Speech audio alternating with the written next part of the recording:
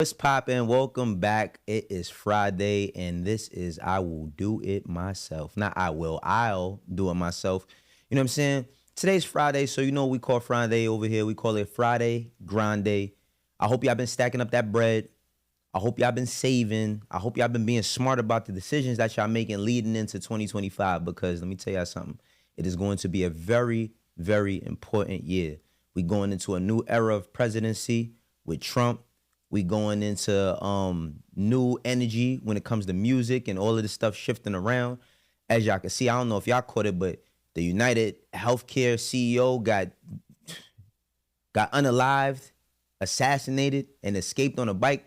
We in some crazy times right now. Some of the shit that's happening would only happen in a movie, and we always say that. Like if we really believed and understood, like if we say, yo, if we was watching a movie on our lives right now, we was watching a movie on our lives right now, we'd be like, nah, this shit is crazy. But we really living in it, and we don't understand how crazy the times is because we just going by it day by day. But with that being said, I hope that y'all holding on. I hope that y'all mentals is in order, and I hope that y'all getting y'all physicals right as well.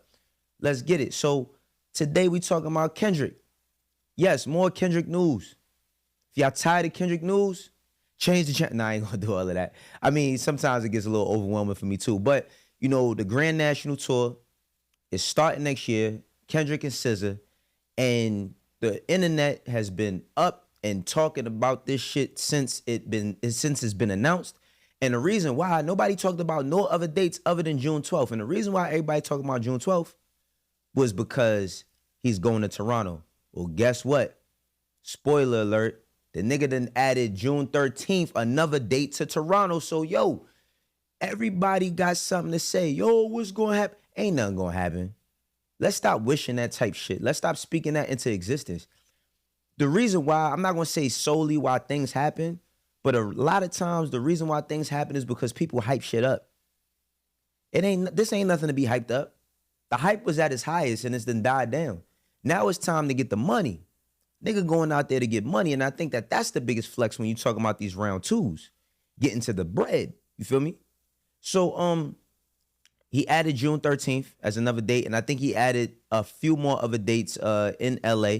So it's gonna be, I think, 3 performances in LA as opposed to 1 or 2. It is 3 now. And an extra date in Toronto. And the reason why the Toronto thing is the subject of conversation is because we all know that Kendrick don't never be on social media. But he went on social media to post this on his story. So yo, I think that we're gonna see a great performance. Like whatever happens at the at the Super Bowl is kind of gonna set the precedent for the tour. And I'm pretty sure during the Grammys, has the performances been announced? I don't know if the performance has been announced or not yet. I don't think they are, but Kendrick got to be performing at that joint. But SZA is going. What I'm interested in seeing is how the dynamic of the show is going to be. Are they going to go back and forth? Is it going to be a lot of is going to be SZA opening, not opening, but her set being before Kendrick's, and then her finishing the set with Kendrick, doing All the Stars, Luther, you know what I mean? Few other records that they got together. I'm excited. I gotta hit my peoples from PG Lane to see if I can get me some tickets and shit. I don't mind buying a ticket, but if you got resources, what's the point in not using them? But that's that. 2025 is going to be a dope year. I'm looking. Yo, do y'all watch Marvel shit? I mean, I know I do. I collect all my same comics. If y'all see these collectibles behind me, because I seen a dude, he had told me that he said, yo, you can't be talking about grown man shit or something. You got a SpongeBob. This is actually something that I got from Complex Con, you know what I'm saying, a couple years ago from this Japanese brand. And I bought one and then they gave me one for free. So I was really excited. But I collect a lot of toys and especially comic nostalgia stuff. Are y'all excited for Captain America Brave New World? I'm excited for that joint. It's gonna be interesting to see how Marvel rebuilds from phase 5. Cause that shit was like, I say 40-60 on the bad side. Like Deadpool and Wolverine saved a lot of it, but it was, you know what I'm saying? And a lot of that comes from, Jonathan Majors being knocked out the situation with him and his girl and all of that. And now you see she dropped the lawsuit. And so you say, what is it all for? I actually enjoy Jonathan Majors as Kang. I wanted to see Kang be a little bit more murderous, though. I wanted to see him be a little bit more deadly. Like, to see him get beat by Ant-Man was kind of trash. But let's see how the MCU goes. All right. Next topic that we talking about today is 50 Cent and Jay-Z. So, Cameron, you know what I'm saying? Shouts out to Killer, man. Shouts out to Killer, Harlem Hustler. You know what I mean? He, you know, of course, Cam has been going into his journey as being a media personality, and he had 50 on his show. And while a lot of y'all may know about Cam and 50's beef, some of the young ones may not remember, because if you in your 20s, I don't know if you might remember the Cam and 50 Cent beef. But it was about sales. It was about shit popping. And let's go back to this clip so y'all can get some context of Cam and 50's relationship and where they are now. I'm saying to you, I got projects over there. I just signed off. Prodigy deal right. I just let him do that deal. Hey, what where is did Lloyd Banks finish at? How much Lloyd Banks sold? Well, Lloyd Banks is at 300,000. And he's on the major, and Jim is at 300,000. Right. And that's great for Jimmy, but Jimmy's not. That's great for Jimmy. Mob Deep sell this year. You're not gonna be. You All right, a whole different situation. Watch Curtis, how much did the mob Let's not make it a different situation. Curtis, Cam, Curtis, and you know it was Curtis, the Curtis joint, and funeral music, which is, to me, that's I feel like the Cameron versus 50 beef. It was funny because both of them is funny as shit. You know what I mean? I feel like they got a lot of the same ways in a sense, but it's good to see that, you know, they was able to end that beef on a cool note. Nothing happened. Same way with like Fat Joe, Jadakiss, and 50 does stuff. I just seen 50 post Jadakiss's coffee shop. I don't know if he's doing something in Shreveport, but it seemed, what I got from the post, sometimes 50 doesn't give all of the context and everything he posts on IG, but what I got from it is hopefully they opening, you know, Kiss's coffee shop at his Shreveport studio. That'd be fire. You know what I mean? Shouts out to J1, little bro, was popping. But while Cam and 50, two people who have both beef with Jay-Z, you know what I'm saying, were talking, he asked 50 about the situation regarding the Super Bowl in 2022 when 50 started saying, you know, that Jay didn't want him on there. He told Eminem and Dr. Dre he didn't want him performing. Let's check out the clip right quick. Jay-Z told Dr. Dre, just for people who's not up on this, or Eminem, that he didn't want you to perform part of that Super Bowl they had a couple years ago. Why do you think that is? Well, I just threatened. Possibly. Not even threatened. You know, I think it's just when you take the competition from like our culture is competitive, man. It is, but I think when it goes past the music itself to blocking things in business, then I don't understand that. Like right now, you're not even competing for a slot. You don't have a new song out that he want to be on the top 10 or top 5, and you still competing. It don't make sense. Like, what are we competing for? What's the goal? Like this even look a lot of the even a lot of the competitive stuff. So this is kind of funny, right? And the reason why I think this shit is wild funny is because 50 saying, yo, I don't understand the issue here, or like, you ain't competing no more. I ain't competing. Like, we not competing for that spot on the music side. I don't really get it. 50 been trolling Jay-Z since the beginning of his career. If you remember on How to Rob, he mentions Jay, but he mentions everybody else. And I don't think that How to Rob was a literal song. But at the time, back in 99, Jay is climbing and becoming like the biggest artist, not in New York, but the country. And he not going for it. You know what I'm saying? So he fired back on him where I'm about $1. What the fuck is 50 Cent? You know what I mean? And it's hot. And it's been going on from there. They only got 2 songs. One of them was for the, you know, the Reeboks when Jay had the S. Carters and 50 had the G Units.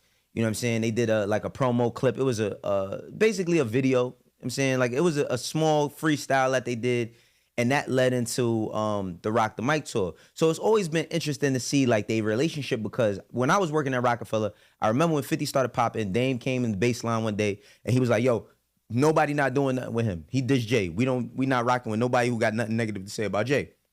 And then they started doing business together. You know what I'm saying? And then, of course, that's when 50 was as hot as ever. But then also, let's go back to this clip where 50 called Jay a punk. Let's watch this Dre right quick.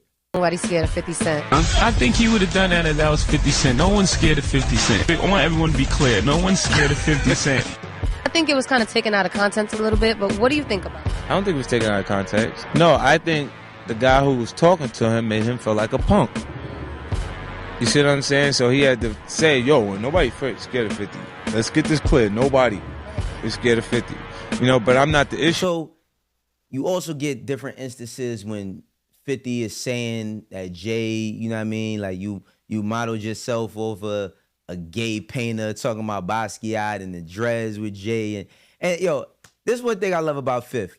You never know when this nigga is dead serious or when he's playing. And I think that that's a dangerous thing with 50 because 50, you know, he loves to troll. But, you know, like I said, they never did no records together other than that and Forbes, you know what I mean? The Forbes 1, 2, 3, the I Get Money remix with Jay-Z and Diddy on it. And we all see how 50 treats Diddy, right? But I could understand, you know, 50. Well, let me say this. On one hand, I get what 50 saying about like, what's the problem? Because I think that 50, when he does shit, he look at it like, even if I'm talking about you, you not like Preem or one of them where I had real serious problems, so it ain't that deep.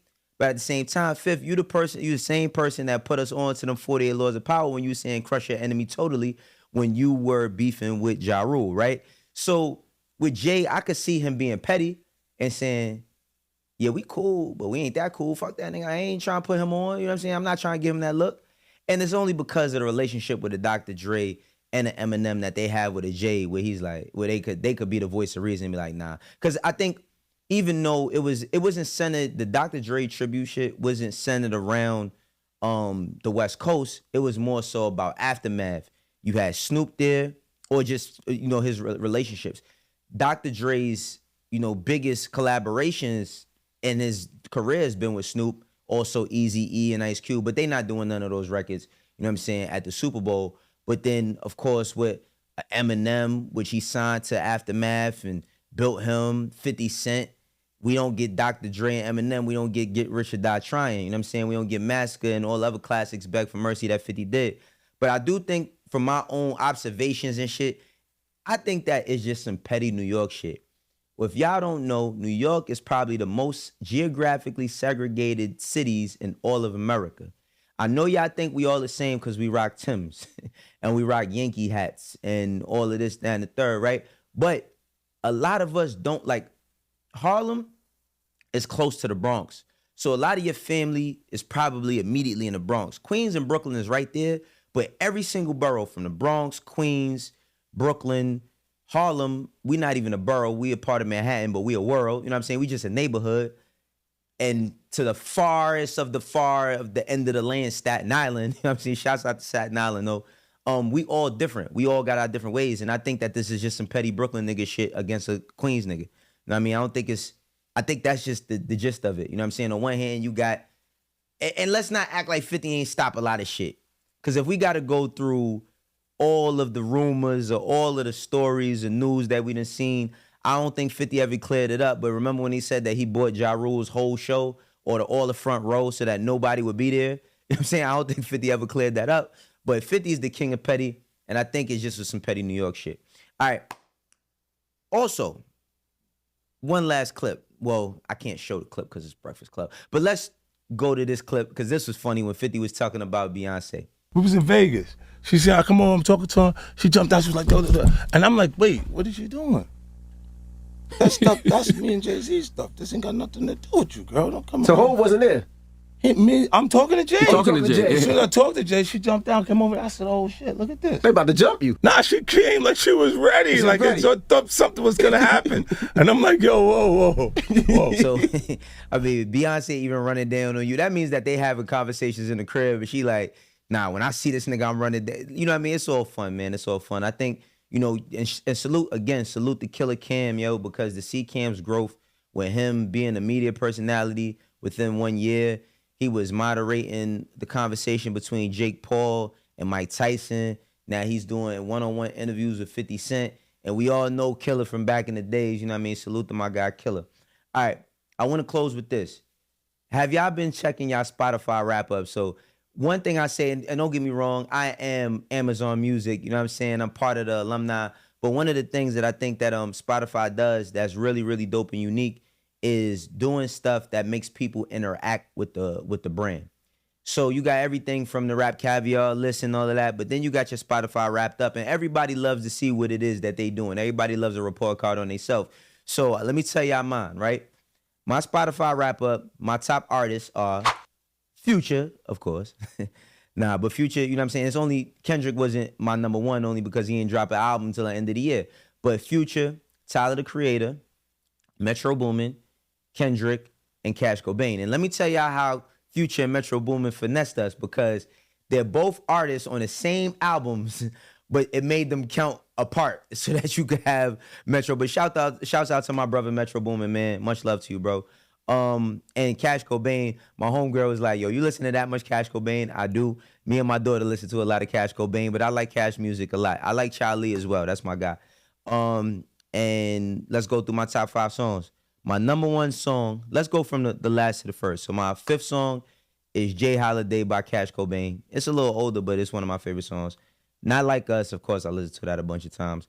Dialed In by the Concrete Boys. Shouts out to Draft Day and Camo. That's one of my favorite records this year. If y'all don't know about that joint, go listen to that. It's Us Volume 1. Shouts out to Yachty too. Type Shit by Future. I feel like Type Shit is a joint, man. I feel like it's one of them sleeper records, but Type Shit, Future featuring Playboy Cardi and Travis Scott, one of my favorite joints this year. And my number 1 song on my Spotify wrapped up is Euphoria. It's not no secret. I feel like Euphoria is probably, I don't understand how B-Dot did a list of best diss records ever and Euphoria wasn't in the top 10. But Euphoria, to me, is one of the best diss records we've ever heard. I ran it back tons of times. It's a workout song that I love. And it said that on the first day that it came out, I listened to it 49 times. So that's that. Just want to tell y'all, man, I appreciate each and every one of y'all. I hope that y'all going to the weekend with the right energy. I hope that y'all praying. If you're not praying, stay spiritual. Keep you some sort of connection with the one above, because we all need that in these crazy times. I just want to send y'all some love. I'm bringing back You Will Be Judged. So if you never knew about You Will Be Judged, I get on stream, and when I get on stream, I listen to people's music, and I judge their music right there on stream. I used to do it for free, but now we charging an entry fee. I will let you know what the entry fee is when I get on stream. I'm possibly going to do that Saturday because I just found out my daughter plays football. She played flag football, and she played basketball, and she got a football game Friday night.